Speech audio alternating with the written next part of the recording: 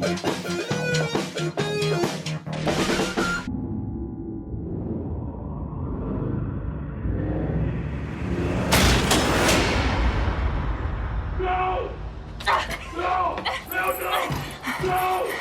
open that door! They're going to get all of us killed! Something's coming.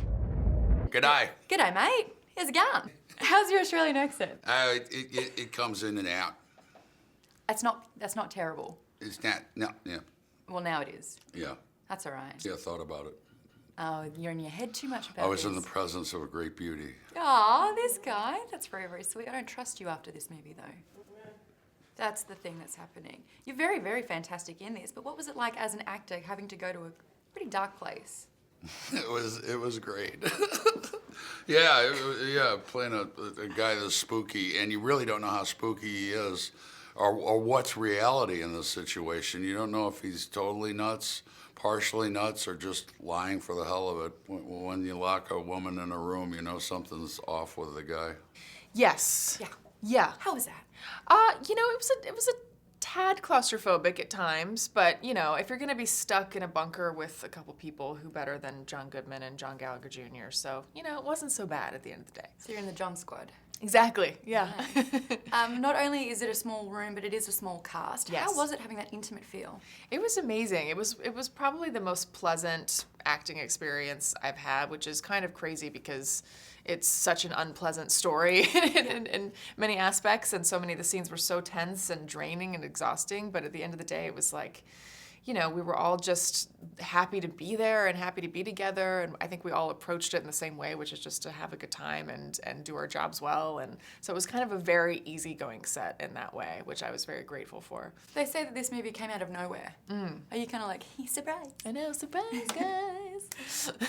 How do you keep everything under wraps in an age where there is news immediately at in the palm of people's hands? I think J.J. Abrams has learned a lot of tricks in terms of how to keep a secret, and he's very good at it. I mean, I could feel from the get-go that this was something that we were going to want to keep a little bit under wraps, and when we were shooting it, the scripts weren't really getting out very freely. It was on lockdown.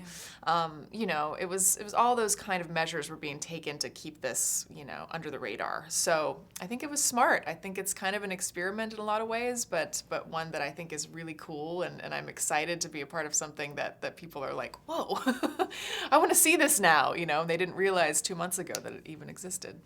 I'm very much part of social media, and yet I watch The Walking Dead and Game of Thrones every week, and I am still riddled with surprises that happen, and particularly in Game of Thrones. That series has been around for a while, and the books were out for years before any of those episodes, and yet we all had this wonderful communal experience together watching those amazing episodes unfold. And I think hopefully the same thing can happen with this movie, where people really do treasure and hold precious the experience of seeing something for the first time.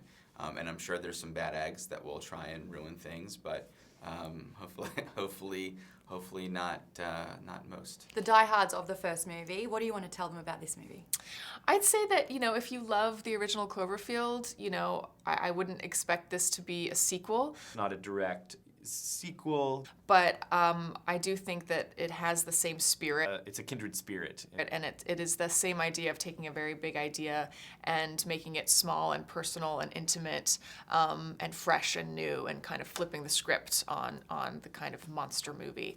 So I think that they are connected in that way, and I hope people get the same thing out of this one that they did out of the first one. And I think that people are going to be excited to check out the next chapter. What I'm confused about is looking around to find the genre of this movie. It Right. says fantasy, mystery, thriller. What is it?